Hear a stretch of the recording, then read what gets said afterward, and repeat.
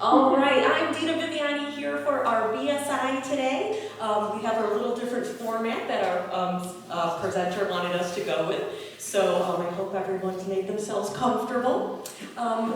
If you are in need of the induction loop, please make sure to turn that on.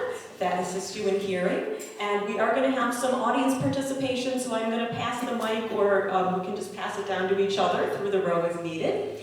And I want to thank the Friends of Brighton Memorial Library for sponsoring our program and the series. And the next book sale is June 9th. Starts June 9th.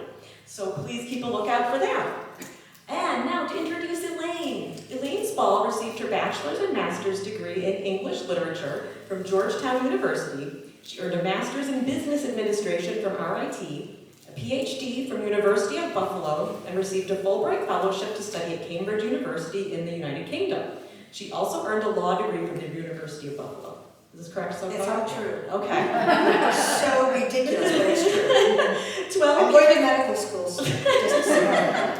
12 years at RIT as an assistant and associate vice president for student affairs, corporate and tax law at Nixon Peabody, elected Rochester City Councilwoman, and an adjunct professor at UB Law School, in addition to the fact that she's been executive director of the Center for Youth Services in Rochester, New York for over 20 years. Right. So we are very happy to have Elaine Spaull today to discuss our book, Transcendent Kingdom, by, I'm going to not do her name right. It doesn't matter because it's amazing, right? It is. Who wants to take a guess at how to pronounce this name? Yeah. So there you go. All right. Dina, thank you so much. I'm gonna all have you say something in a second. So I said to my husband, I'm going to give you 3 to 5 years. We'll see how it goes. I've been married 50 years to the same guy, and I said the same thing at the Center for Youth. I left practice of law to go run the Center for Youth, which is a tiny little organization that is now a big organization. And the word of the Center for Youth is, Elaine's going, she has to give a book report. I'm like, stop. Give me a book report. But I really want to spend a little time with you first, being sort of authentic and open, because I don't know about you guys, I felt like I was reading her diary. I felt like I was in her bedroom. It was uncomfortable and also so sacred and so precious. I lost my child, a 42-year-old, amazing young woman. It's okay, I'll be okay, in January. So when I said yes to this book, she was struggling with cancer, but in a good spot. So I said, sure. So I picked it up, I started to read it, and then I put it down because it was like, wow, that's pretty heavy. And then I had to pick it up again because Dina's like, you're happening in 3 days. So I will tell you, it was a really interesting experience to read a book about grief, abandon, loss, trauma, and all the other issues that are raised in this beautifully written but painful book. How about you? I was painful, particularly for me, painful, but also really a lesson I felt. So at the Center for Youth, we've been spending an enormous amount of time in what we call restorative practices. And restorative practices are one way that we're giving voice to young people across our systems. They can be in jail, they can be in our schools, they can be in our homeless shelters, they can be on the street. We're trying very hard to do restorative work rather than punitive work, rather than kind of judgmental and aggressive work. So I'm going to do a little modeling of that with you right now. So when we sit in a circle with young people, we do these sort of like icebreakers to get to know a little bit about them. And we often do something called Would You Rather? And with the kids we say, would you rather be a sports figure or a movie star? And then you get to know something about them. Because of this book and because of the themes of this book, I'm going to ask you all to participate in a Would You Rather with me. And you can pass if you want to. I'm going to probably come back to you and say, are you okay now? Are you ready now? But you can pass. So there's no pressure. We're all in this together. It's a beautiful spring day. I'm going to ask you, would you rather be a person who tells a secret or keeps a secret? Let you think about it. Would you rather be the person who has a secret that they tell and they share, or would you rather be the person who keeps a secret? So I'm going to start to my left with Ms. Duna, because she's right there, and then she's going to pass the mic along. If you're not comfortable, what I'd like you to do is say your name, and if you guys feel comfortable joining us, you want to stay back there. You're cool. Come join us. Are you happier back there? I just have to leave before it's over. I just didn't want Oh, that's okay. Come sit next to me, and then we'll know because she didn't, not because she doesn't like us, but because she. And also, I work with teenagers, thousands of them. I mean, truly thousands. So you can't offend me. And my granddaughter, who is 6 and a half, and obviously has lost her mama, so we're all sort of like dreading this weekend, but we'll be okay. Told her teacher, my Gigi is really young. She's a really young Gigi. Every once in a while, I find a small wrinkle on her skin. So the teacher at Council Rock sends me that text. I'm like, Melissa, because I happen to know the teacher. Really? And she's like, we all have wrinkles. She's in her 40s, and her son asked her the other night why she had stripes on her forehead. So we're always together. But Dana, would you rather be a person who tells a secret, or has a secret, and tells a secret, or keeps a secret? And then tell me why. I would rather share my secrets because I generally, as a person, I unload everything to everyone all the time anyway. I have very few secrets, I feel, and that's easy for me, but keeping a secret, especially if it was something painful, would be really hard. Great, thank you. I'm Dorothy Appel. I would rather keep a secret. I just don't feel secrets have to be told about. Yeah, that's why they're secrets. Yeah. Okay, thank you, Dorothy. Linda Rabkin, I have become the keeper of secrets because I do not talk, and it's a burden to carry some people's deepest, most frightening, awesome secrets, and it's very hard to sometimes deal with being a secret keeper, but they keep telling me their secrets. I have to do something about this. Yes, yes. And I don't tell anybody mine. Okay. Thank you. We just learned a little bit about Linda, which is great. So my name's Anne. I would say I like to try to tell my secrets that are about me, like Dina said, but I keep many secrets as a professional. I keep other people's secrets. Yeah. What is your profession? I'm a therapist. Oh, yeah. Okay, that's important. Yeah. You're not talking smack about your Exactly. Yeah. Right. Yeah. My name's Jennifer Race-Taggart. I think I would like to keep a secret, with the thought being that I can control what I know. If I tell a secret, it may not necessarily stay that secret. So that's my thought on that. Yeah, thank you. I'm Henda, and I like to be a friend to people and keep their secrets. I'll bet you're good at that. Thank you. Yeah. I think there's a reason I think I'm right. I'm sorry? I think you're the reason I'm here. I am good. Yeah, okay. I am Michael, and as a lawyer, I had to keep the confessions of my client secret. And that was a solemn oath that we take from a lawyer. So Yes. I'm used to keeping secrets. And you are a heck of a judge. So lots of Barbies one can, just saying. I mean, I'm just saying, there was a reference to, well, do you guys still have Barbies? And there's always just one can. So often, when we have these wonderful things, we always have these brave men. So that's my analogy. Lots of Barbies one can. None of us look like Barbie, thank goodness. But we're glad you're here, Michael. I'm not Barbie, I'm Naomi. Thank you, Naomi. I do keep other people's secrets, but I think sharing your secrets helps you live. If you can be open with other people and share. Like if people tell me a secret, it's safe. Yeah. Thank you. Don't you worry either. I'm Carol, and it depends on the circumstances. It depends on if I'm talking to someone else who needs to share with me, I may share that with that person.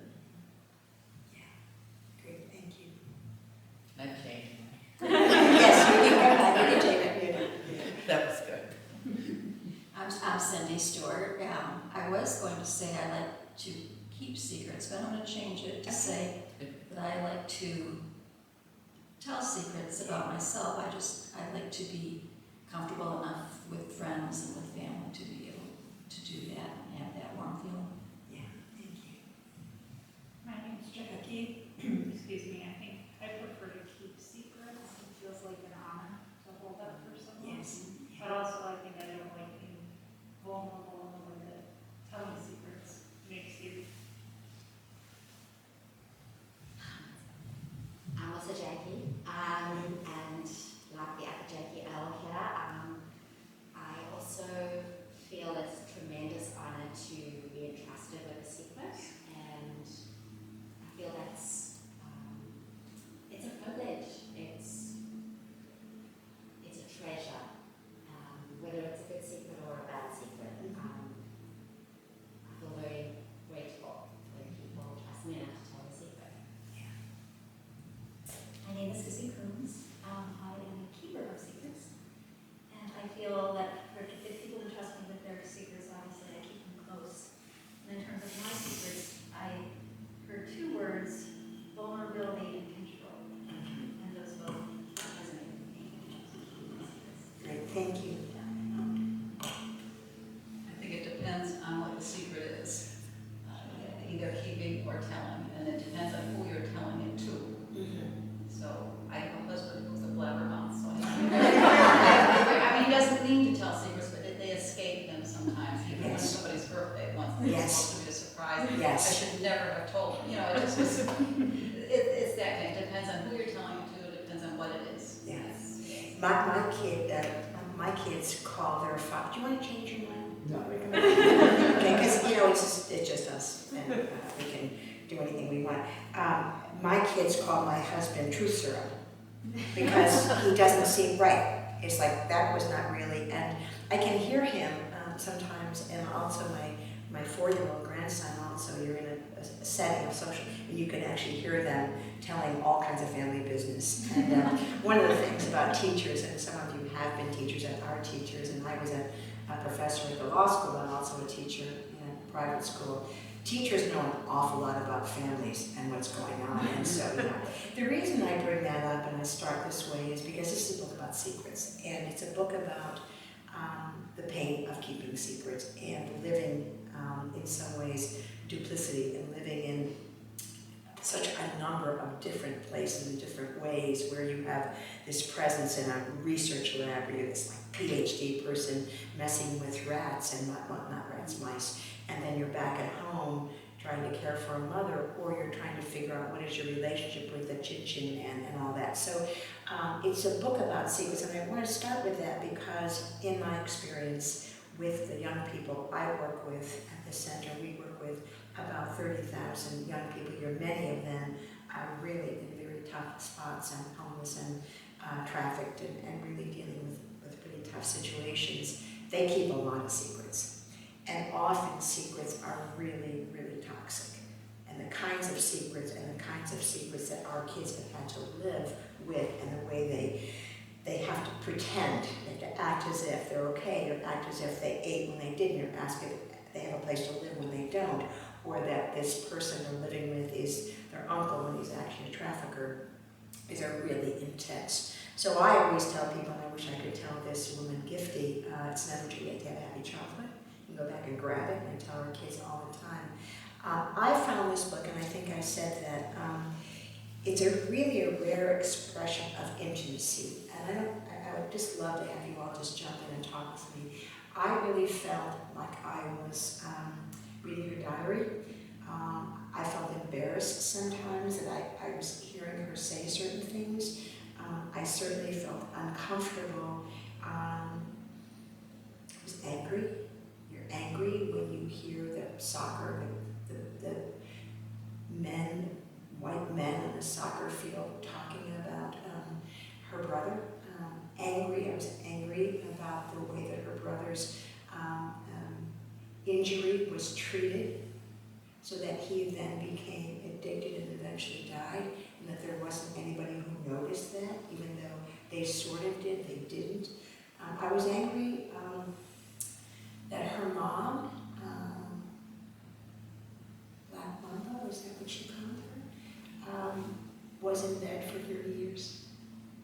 get it, I understand how that could happen, so I felt angry about that.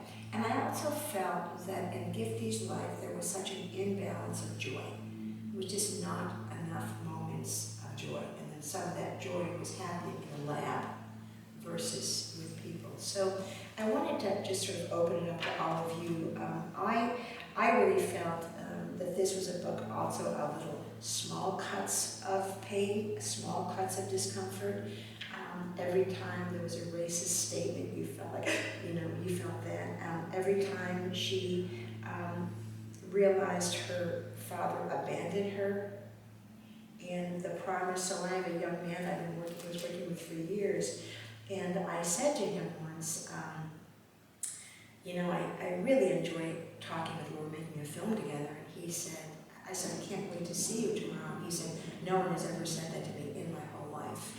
And the last time I saw my mother was a Tuesday. This is a very powerful statement. He's a 17-year-old young man who remembers the day of the week, not Christmas, not his birthday, but it was a day of the week. It reminds me of the Chin Chin Man saying, I'm coming back soon, I'm coming back soon. That is, again, it resonates with me and with the work we're doing in our community with so many young people for whom there's always a promise and a broken promise and a broken promise and a broken promise. And even a mom, sort of getting up and making, it felt like it was porridge. Exactly what it was, getting up and making a meal, and then say, oh, okay, or I want to see your lab, and getting dressed and pulling her pants up and going to the lab, and then getting back in bed. So, I wanted to offer that to you all because I think this is, for me, I don't lecture much. I mean, I still teach at law school and other places, and even there I don't lecture. One of my jobs at the law school, I'm not doing it right now, and as a city councilwoman was always to encourage voice, right? And one of the things about the law school, I was always trying to help these young would-be lawyers add ethics and compassion and all the kinds of soft skills into the practice of law, because that's always been an issue. My years at Nixon Peabody were very brief. I got in trouble because I put a Far Side cartoon on the men's room door on the 12th floor of the corporate department. Michael, you appreciate this, at Nixon Peabody. It was like a cowboyer coming out of the outhouse, and he had toilet paper on his spur, and I just thought that was hysterical. They did not. I wasn't fired, but I left soon after to the Center for Youth. So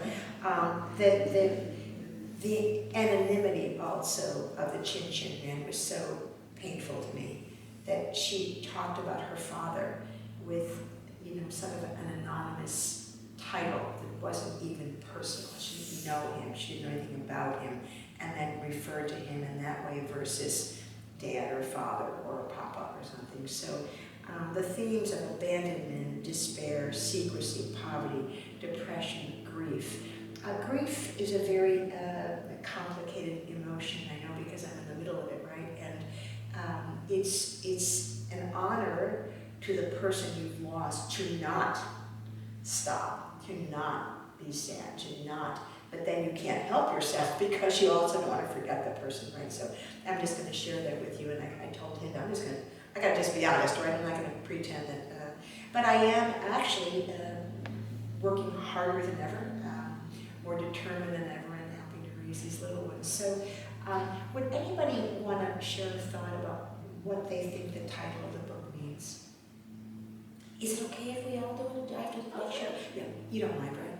I'm a relationship person, but anybody want to say what they think the title of the book? Is it a religious reference? Is it referring to the kingdom of God, or is it transcendence in above and beyond yourself? What do you think? I'd love to hear from you, Mom. What is it titled? Place she'd like to be. It could be a place she likes to be. In my experience of life, and we've all gone through failure, success, grief, sorrow, in very many forms, you need a support team, and you need the right support team. Yeah. You can't just pluck it out of the air or open up a phone book, and it helps to get through all of life's crises and joys if you have the right team to share it with. Did she have that team? I don't think so. And that's what disturbed me in the book. She was a strong person. The characters were illuminating to me. They popped out of the pages. But where was her team? Who was supporting her? Do you mind if I ask you a follow-up question? Were you guys suspicious of Catherine and her motives? Did you like her? Do you know the character of Catherine who baked all that stuff? I was hungry because she was a lemon pound cake, but did you? I wanted the recipe to see if it was as good as the one I used to make. Yeah. Anybody, anybody feel any feelings about that character, or do you know the one I'm talking about? And if you haven't read the whole book, who cares? Just Well, there pretend. it is. Just pretend. In the interest of full disclosure, Yes, I yes. have not read any of them. Okay, good, okay. I came mainly to see if I was interested in reading. Yes. So It's so far, but it's hard. Remind me of your first name. Jennifer. Jennifer, it's hard. It's really, did you guys find it hard to read?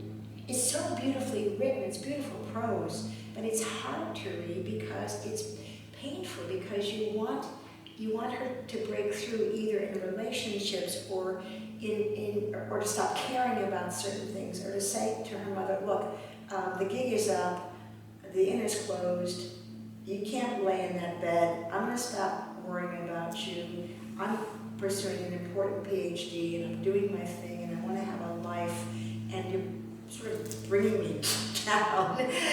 I don't know. I want you to, Jennifer, I want you to read it. You can't have mine because I'm going to read it again because I read it. And I'm going to be honest. So talk about being really transparent. Because I put it down for so long, when I realized I was coming today, I had to read the whole thing since Monday. So I would get up at 5, get up really early, get up at 5 and read for a few hours every morning, and I just sort of finished it in plenty of time, and then went back and made some notes. But I think you'll benefit. I don't know if I can say you'll enjoy it, but it's beautifully written, right? Hinda, what do you think? Did you like Catherine? Did you trust her? I wasn't comfortable with any of the characters in the book. Okay. They were all so different from Yes. my life and I my know. experience that I didn't know whether to believe in them or I don't know. I was having a hard time. Yeah. But I wanted to say something about half of the title, and that's the use of the word kingdom. That the implications of kingdom is of something greater than ourselves, greater than the world she was living in, and I like that. Yeah. You were talking about the title, and that part of it I could buy. But wasn't there a reference to her being a princess? That she was part of does anybody else remember that? That she might have been sort of African royalty, or that the Chin Chin Man was? Anybody remember that reference? I need to go back. I thought that was wishful. Okay. I didn't take that as Yeah. reality. Yeah. I mean, I thought that was the way she was getting through things, was by. But I'm sort of with you, Hinda, because I didn't like Pastor John, or what was his name, Pastor John. I didn't like him either. But he wasn't helpful. You know, I mean, The one person who I sort of liked and wished so different ending was her brother. oh my I gosh. just wished so much for them. I felt they could have made it in a different way. I think so too. You know, there was a moment in Nana's life, in this the young man who dies of an overdose. He is like a superstar. Is anybody else not? Well, I just share this because if you've read it, you'll say, "Oh, I remember," or not, or you can tell me what you think. I'm so judgment-free. I can't even tell you. I'm the most judgment-free human being these days because I want people to just be happy. But he's like a superstar soccer player, and his mom and his sister sacrifice a lot to go to a tournament, and he gets there, and he decides that he doesn't want to play. And I don't know about you, my son was a superstar soccer player, hockey player, and I would have been like really not happy if he said, oh, we just drove on the bus, you had to give up your day of work, you had to pack a lunch, and I don't want to play anymore. And she, the mom, said, okay, got back on another bus and went home. I thought that was a moment, I was so happy about that, but it was like fleeting. It didn't really, right? Because you saw her really being a mother, putting him first. She wasn't embarrassed that he didn't play. She wasn't embarrassed that the team was not maybe gonna lose, right? I mean, that was a powerful moment. Like maybe just a tiny one though. It didn't last very long, yeah. Michael, you're holding the microphone. Do you wanna say something? Well, I just want to say I haven't read the book, but Okay. after listening to you, Yeah. I think it would be a really wonderful. Yeah, pace yourself. Don't read it in 3 days like I do. It's a lot, yeah. Naomi, is it Naomi? Yes. Yeah. I did read the book. I didn't like any of the characters. Yeah. Ooh, Jennifer's not gonna wanna read it. It took me forever to get through it because I couldn't read a lot at a time. Because it was too hard. Depressing. I know, Very depressing. I know. And I was expecting something different because I had read the author's first book Homecoming. and it was a totally different book. And I think that's why I have a lot of the feelings I had about this book. Yeah.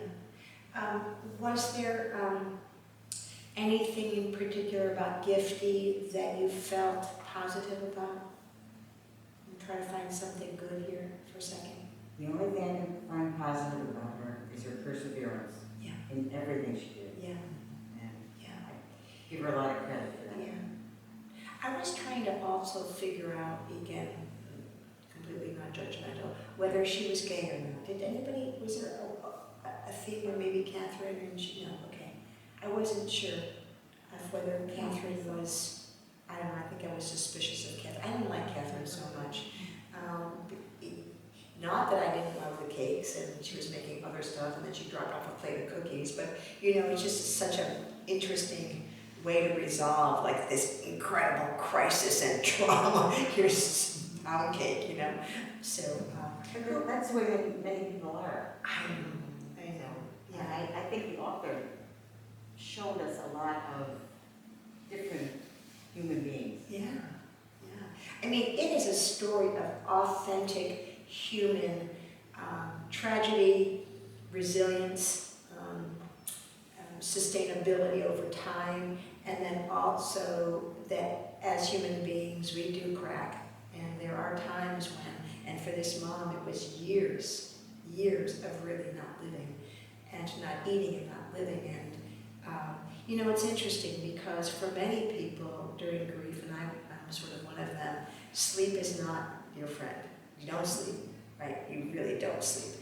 And so she slept, which I thought was interesting. I don't know if other people have feelings about that, but it was really interesting to me that she could actually find solace in sleep when for deep, great, profound loss, like the one I faced, grief really keeps sleep at bay, right? And I'm trying not to get a dick when on NyQuil. That's another. I'm confessing my night habits, you know, because I would love to sleep more than I do. But yeah, so and I love to dream about her. So it's not just between us girls. And I know. Anybody else who wants to share something? Yeah.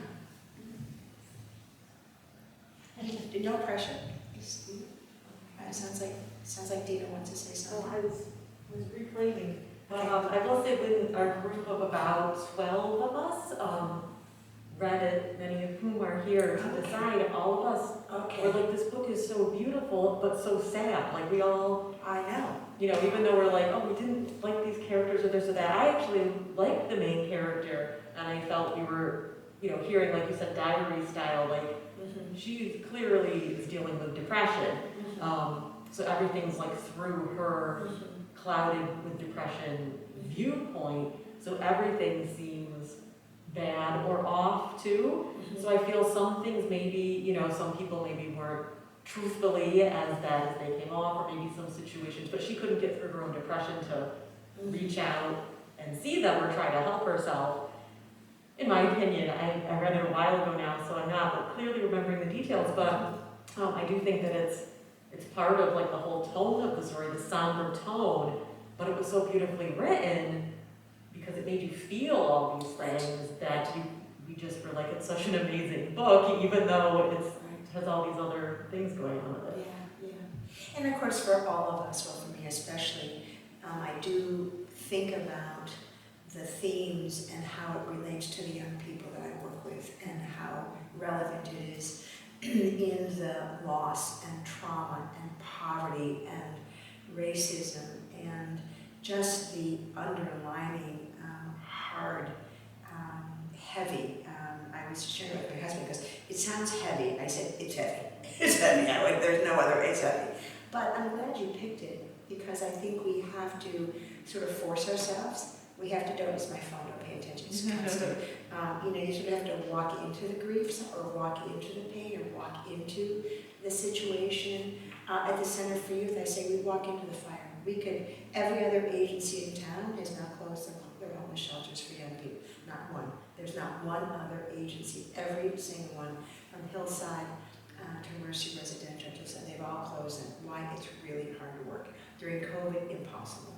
And so, but you sometimes have to walk into the, you have to go where it's hot. And in some ways, that's what you did with this book. You guys said, I want you to look at the human condition in all of its frailties. I felt angry at the father. That was my whole thing. And maybe it's because my experience with so many of my young people is a failure to have any really personal relationship, loving, supportive, kind, compassionate relationship with their fathers. And there are some amazing fathers in the work that we do. I will tell you, my son-in-law, for example, now raising a foreign, is a remarkable father. Remarkable father. My husband was a remarkable father. I'm sure Michael is and was even their kids. But in this book, he exemplifies, the Chin Chin Man exemplifies for me what so many of our young people are facing in terms of really not having that stable and really just an understanding of I matter to the people who gave birth to me and who are closest to me. And many of our young people don't know their fathers, have never known them, and that's another. So I wanted to say that as well. I was angry at him. I was not angry at Gyasi, although she annoyed me, because I felt like she really had some skills. She was smart, and yet she couldn't really claim herself, and she couldn't like force people to, do certain things. Or and she was in a relationship with Raymond, and Raymond's another sort of archetypal male character where she wasn't social enough, and she didn't talk about things that mattered with his friends, and she wanted to talk about her lab experiments. And that's sort of like a deal breaker at a cocktail party, I would think. She goes on a date and wants to talk about her lab experiences. It doesn't really work. So, but I want to give you a chance, anybody who has read the book, to tell me a little bit more about anything you liked about a character, because I'm all about finding what's good versus finding what's wrong.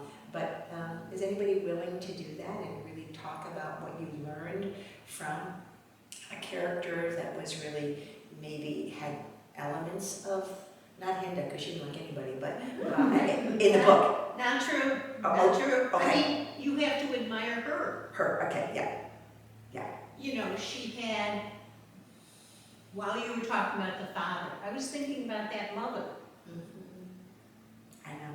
She wasn't a very, she, sometimes, maybe not in your practice, but sometimes when a father is a failure, unlike some people we know, the mother steps up. Right.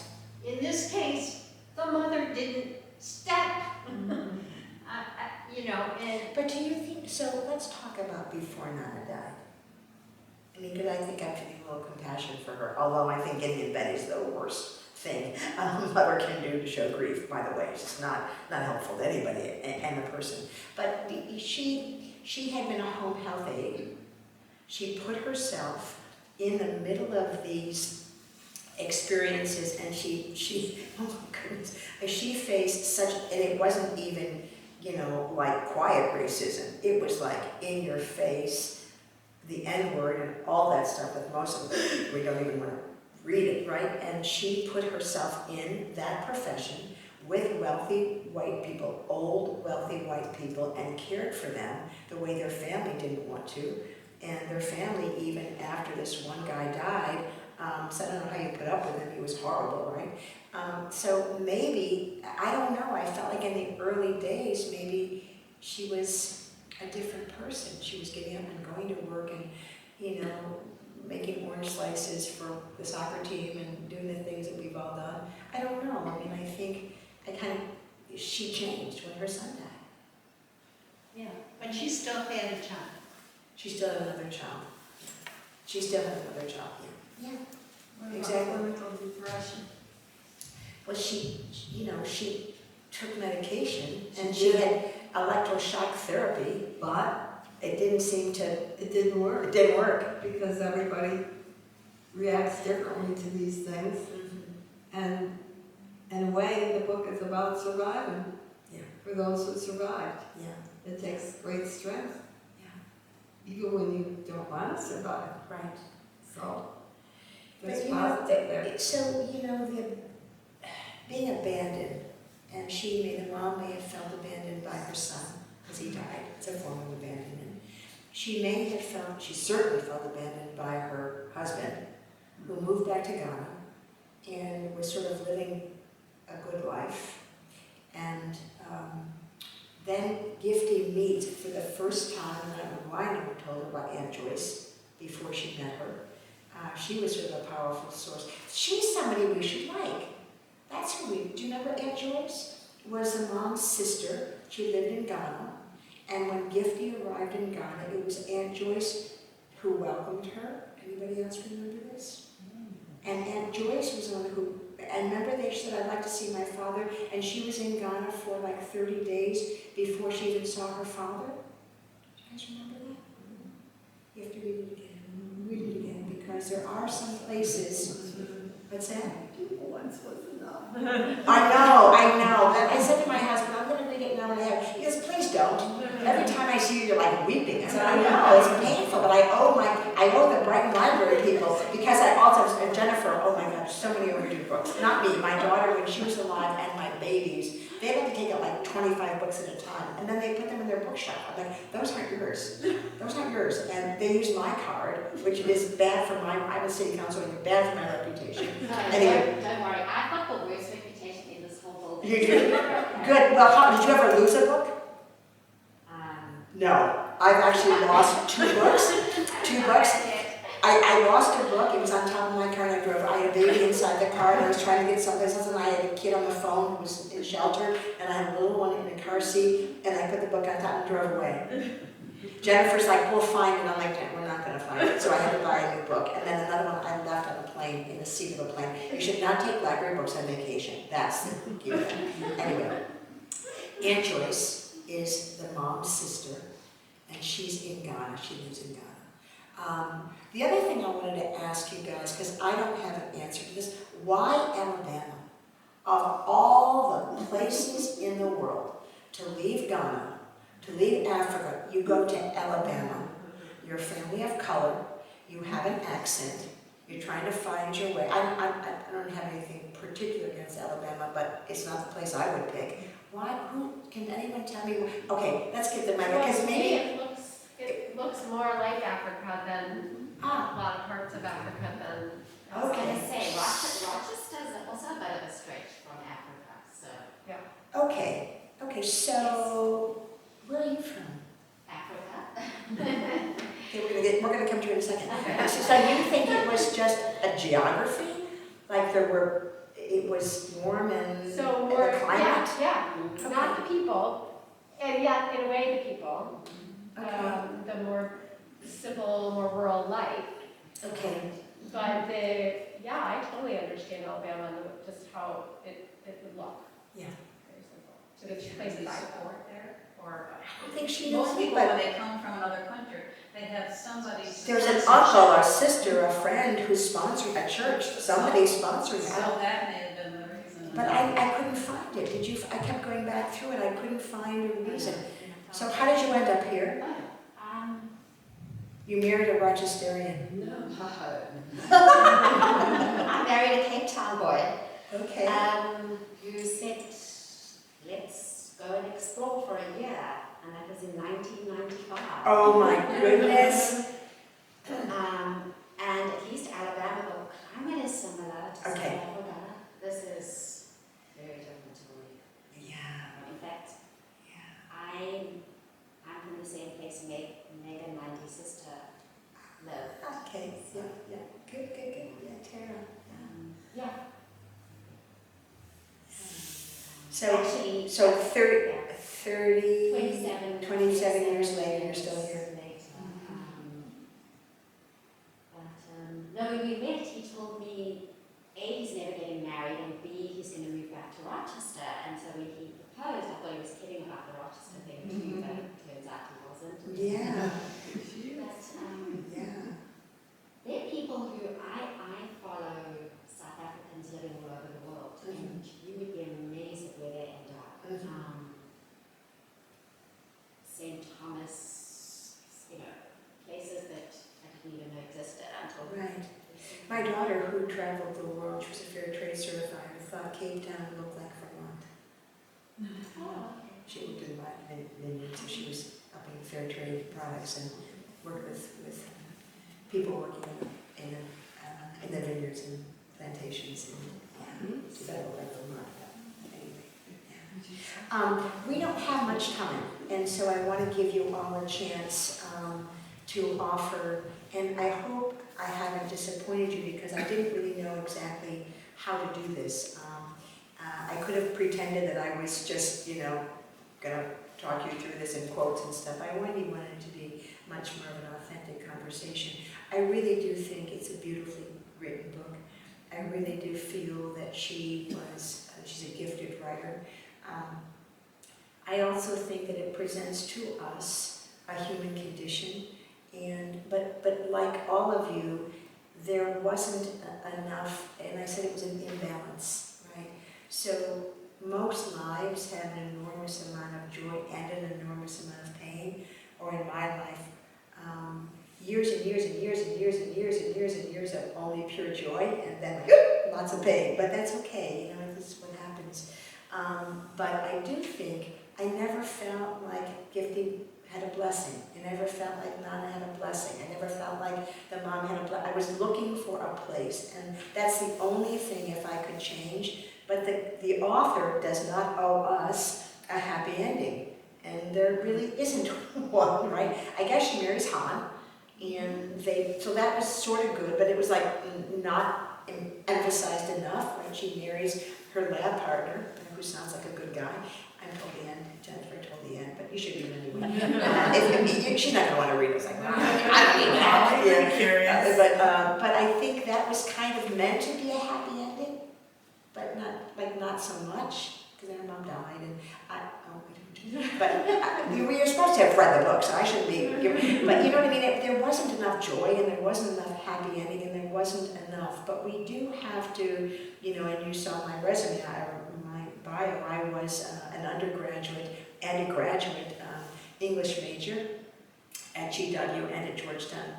I was a George Washington undergrad and Georgetown graduate, and was an English teacher in a private school in New York City for years. And so, we love the written word. I love to write. I love to read. I love libraries.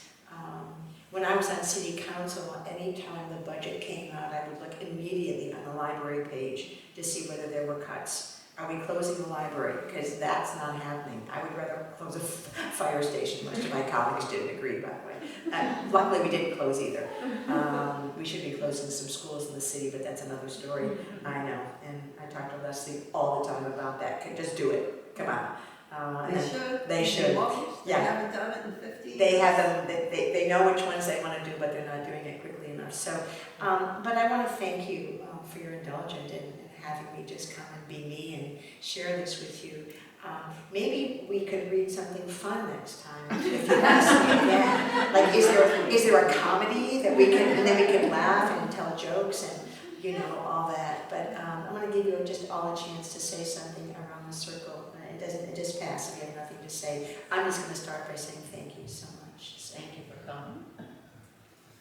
Thank you for coming and sharing. And you who work with so many children that don't have joy in their lives, they're so lucky to work with you that can bring them some joy. Thank you. Thank you. As part of the BSI committee, we will look for a fun book. Thank you. Invite you back.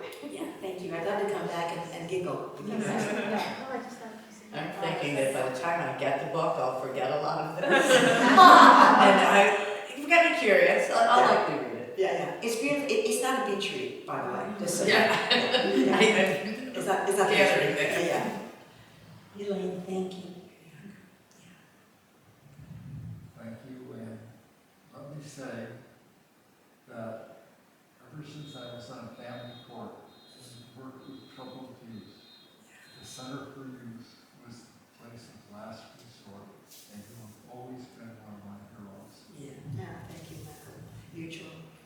I want to thank you for coming today, but I have to disagree with you. I think Gifty settled when she married him. I don't think it. She didn't want them. Naomi, even after she had to bring me down. No. And I saw no one. That's why it didn't matter. It was a happy ending, but it really wasn't, because there was like this, did they have a wedding? Did they have kids? None of that. I know. Yeah, she sort of makes a reference to we live in New Jersey. I'm nothing against New Jersey if you're from New Jersey. But I just thought, it was like a PS and it wasn't joy. Yeah, okay. I'm not sure I can add anything. Oh, thank you. Yeah, it's okay. Thank you for being here. I read this book over a year ago, and I'm honestly trying to remember. I just know that Jack and I were talking about this. We just remember that we loved it. Yes. And it was beautifully written. Yes. And I don't remember being as sad, so maybe I need to go back and No need to be sad. You're good. Well, I don't know. I think it's sad. It's a sad book, yeah. So maybe you were in a good mood when you read it, or you've forgotten the bad parts. Sometimes we only remember the good things, yeah. She's right. The only thing I remember about this book is that I loved it. It's one of my favorites from this year. Yes, yeah. And often I have a hard time reading depressing books. Yeah. I don't remember that part, but I feel like I should go back and look at it again. You know, Jackie, one of the two Jackies, I don't know if it was depressing or just way too real. I don't know, for me maybe, because of the work I do in my family. Life has tremendous challenges, and this woman had like all of them, right? So, yeah. Well, thank you so much. Thank you. Yeah. Jackie, part two. I unfortunately haven't read the book. Oh.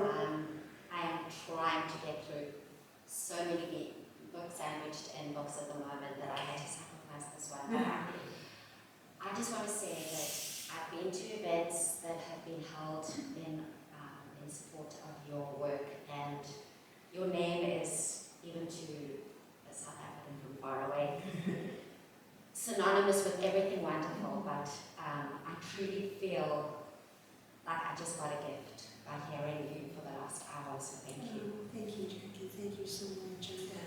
And I have been deeply blessed by this community. The opportunities I've had to make a difference. I always say that those of us who get to help other people's children, it's really a work of blessing. So thank you so much. This was truly a lovely way to spend time, so thank you. And I'm also on the committee who chose this book. Yeah. And just sort of a quick synopsis is this like flurry of all of us reading 50, 60 books, and something must have felt very real and authentic. Yeah. And that's because when you read so many books and one stands out, even if it's sad. Yeah. I think that's sort of how we came to this book. Yeah. But you did lovely, thank you. Thank you so much. And you didn't leave early. I did not read the book, but I use this group as a way of choosing books to read. What do you think? Not so much. I This don't one. know. don't know. I like books that are really well written, and you have said that several times that you think it is very well written. And I just came off reading Grapes of Wrath after a second time, and it's the same sort of thing where nothing goes right for these people. And I do think it is real for some people. You were saying you see with kids.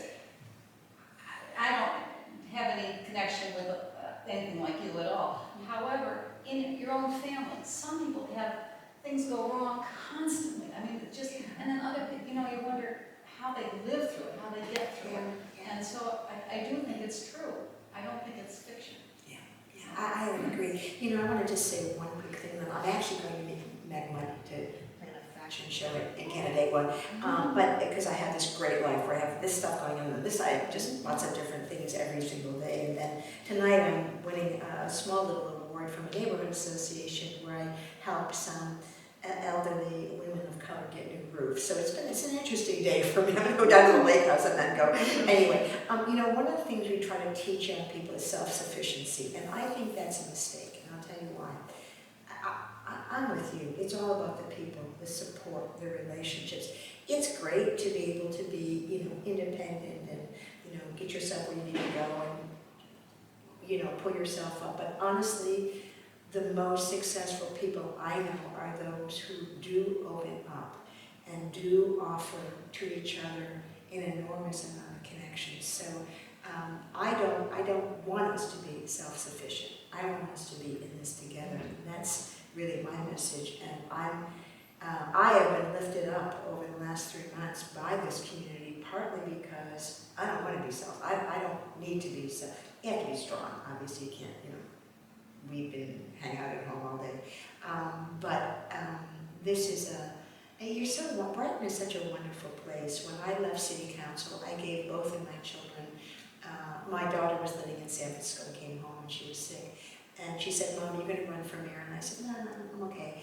And she said, okay, do you think you should? Oh, no, I'm not going to do that. So is it okay if we live in Brighton? I'm like, it's okay if we live in Brighton. So you don't have to vote for me. And nobody has ever voted for me again. I ran for 3 terms, and it was like a South American election. I would win by 85%. It was silly. It was like, I would feel almost embarrassed. And then I would say, who didn't vote for me? It was like sort of offended. But Brighton is a beautiful place. Councilor Robert, my baby, my Jenna Rose, 6.5, not 6. 6.5 goes to school. I'm going to be the mystery reader there. Don't tell anybody. It's next Tuesday. That's a secret. It's a secret. I just told you. Well, you're my keepers of secrets because I'm trying to decide between Walter the farting dog and Eloise. And I think it's going to be Walter the farting dog. I'm just going to. First grade, don't you think? I'm also taking them to New York City this weekend, and we're not staying at the Plaza, and partly for political reasons. It's owned by somebody whose name I don't say out loud. But and I'm in Brighton, so I'm probably safe. But the tea there that Eloise used to have in the Palm Court is now $82 a person. So we will not be doing that either. Other tea places. Other tea places, or just go look at Eloise's picture on the, and we love Eloise. We love her because she's so naughty. But let me run and go see Megan. God bless you, and thank you so much. And invite me back for a fun book. All right. Yeah.